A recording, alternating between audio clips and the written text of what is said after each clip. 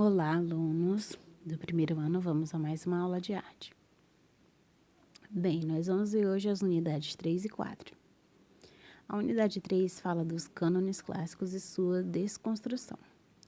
Bem, o que são os cânones clássicos? Na arte, os quadros mais famosos, eles são considerados cânones clássicos, tá? São obras importantes que foram feitas ao longo da história da arte. Esses primeiros quadros mais importantes surgiram na Europa a partir do Renascimento, com um movimento artístico chamado de academicismo. Como assim, professor, academicismo? Bem, com a fundação da Academia de Desenho de Florença de 1562, as academias espalharam-se por toda a Europa no século XVIII, estabelecendo uma formação artística padronizada e centrada em aulas de desenho de observação e cópias de moldes. Bem, o academicismo surgiu durante o Renascimento da Europa, especificamente em 1562, quando foi fundada a Academia de Desenho de Florença. Nessa academia, eles ensinavam técnicas de desenho que instruía seus alunos a desenharem, tá? A criarem pinturas e obras que parecessem com a realidade.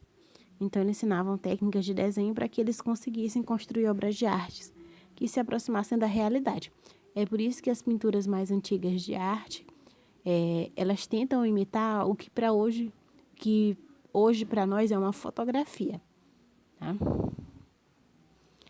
E a desconstrução desses clássicos, ela aconteceu quando novos artistas modernos, eles começaram a enxergar essas obras de arte clássicas, famosas, e começaram a criar novas obras de arte modernas baseadas nessas obras de artes antigas clássicas. A gente observa um cânone aí em cima, tá? Que é um quadro de Diogo Velázquez chamado As Meninas. É uma obra clássica, essa de cima. Quando vocês observam, ela parece mesmo um retrato, como se fosse uma foto antiga. E embaixo nós temos a desconstrução que Pablo Picasso fez desse quadro, tá? Como vocês observam, a desconstrução feita por Pablo Picasso, que é essa que aparece embaixo, bem colorida, ela ficou tão diferente da primeira que é até difícil a gente conseguir pensar que ela foi baseada nessa obra de cima, porque justamente ela é uma desconstrução, tá? Eles estão criando uma nova visão sobre essa obra de arte que já existia. Foi isso que Pablo Picasso fez. Mesmo tema, diferentes artistas. Mesma técnica, diferentes estilos. Mesmas cores, diferentes formas de expressão. Então, ali nós temos o mesmo tema, que é as meninas, só que artistas diferentes. Um foi Diogo Velázquez e outro foi Pablo Picasso. A mesma técnica, que é pintura em óleo, mas eles usaram estilos diferentes. Um foi mais realista, tentando imitar a realidade, e o outro foi mais moderno em sua forma de expressar a arte, que foi Pablo Picasso no desenho de baixo. Simetria e assimetria, o equilíbrio do espelho.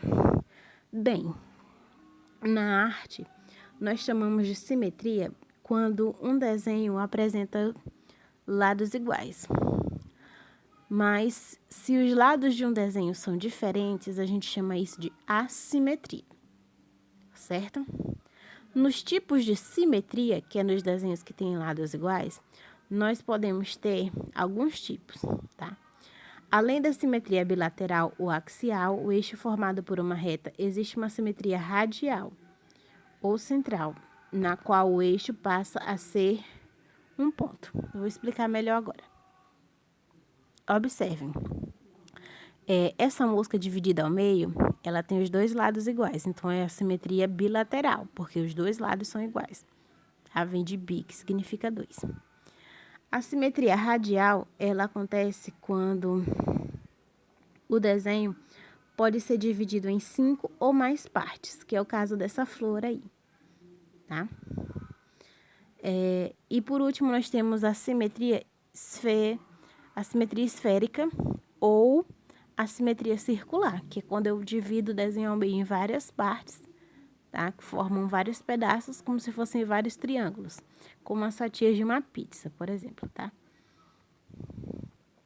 A unidade 4 já vai falar sobre o Brasil, uma arte antropofágica. Bem, no início, quando nosso país foi descoberto em 1500, os únicos tipos de arte que existiam aqui eram as artes indígenas. Depois eles conseguiram encontrar em algumas partes do Piauí alguns desenhos também feitos em cavernas. Mas principalmente o que existia aqui era a arte indígena, que era baseada nas pinturas corporais, aquelas que formavam aquelas tatuagens como se fossem tatuagens tribais.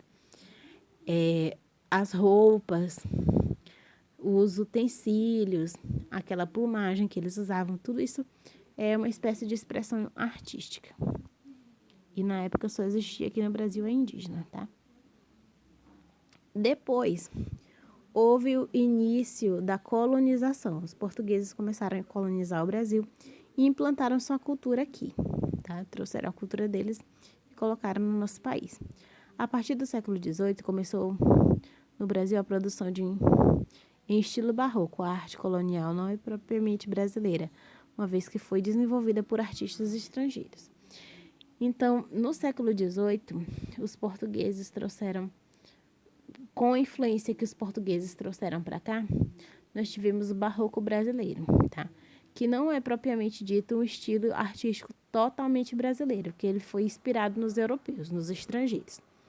Mas só que o Brasil fez alguns traços e aperfeiçoou, dando algumas características brasileiras. Essa arte foi mais comum em Minas Gerais, Bahia, Pernambuco, Rio de Janeiro e no Pará, tá? Com o número de construções nas cidades mineiras de Ouro Preto, Congonhas do Campo, Sabará e São João del Rei, nós tivemos o aumento da população. Com isso, houve a formação de grandes igrejas nessas cidades. E para decorar essas igrejas, surgiu a arte barroca, tá? Um dos principais nomes do barroco brasileiro é um artista chamado Aleijadinho, tá? Na verdade, o nome dele é Antônio Francisco de Lisboa, mas ele é conhecido como Aleijadinho. Aqui nós observamos as pinturas barrocas, tá? Na verdade, aí nesse caso são esculturas, mas haviam pinturas também. E a partir daqui, a gente pode tirar algumas características. Primeiro, que o barroco, ele é uma arte religiosa que se manifesta na arquitetura e na escultura. Nós temos o predomínio do sentimento sobre a razão, a liberdade de criação sem limitar as regras pré-estabelecidas, excesso de elementos decorativos, utilização de linha curva, valorização do entalhe em madeira, arquitetura exterior simples, contrastando com a riqueza decorativa do interior. Bem, quais são as características desse barroco, gente? As principais a gente vê aí, que é uma arte religiosa, porque ela foi criada para decorar igrejas, então ela sempre usava temáticas religiosas. Santos, imagens voltadas para o cristianismo, tá? E uma das características interessantes é que as igrejas barrocas, elas tinham a parte de fora simples e o interior delas é que era bem decorado, com esculturas bonitas, grandes e grandes pinturas também dentro, tá? Como a gente observa, aí é uma arte em que as esculturas são bem detalhadas. Tanto é que vocês percebem aí os detalhes das dobras das roupas, como se fossem tecidos mesmo, então são esculturas bastante elaboradas.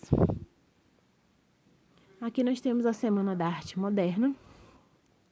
Aí o que aparece para vocês é um quadro de Anita Mafaldi, chamado Estudante Russa, tá? E vamos ver agora um pouco sobre essa Semana da Arte Moderna. A Semana da Arte Moderna, ela foi um movimento criado em 1922. Foi uma exposição de arte que reuniu sobre a liderança de Anita Mafaldi, foi ela que fundou.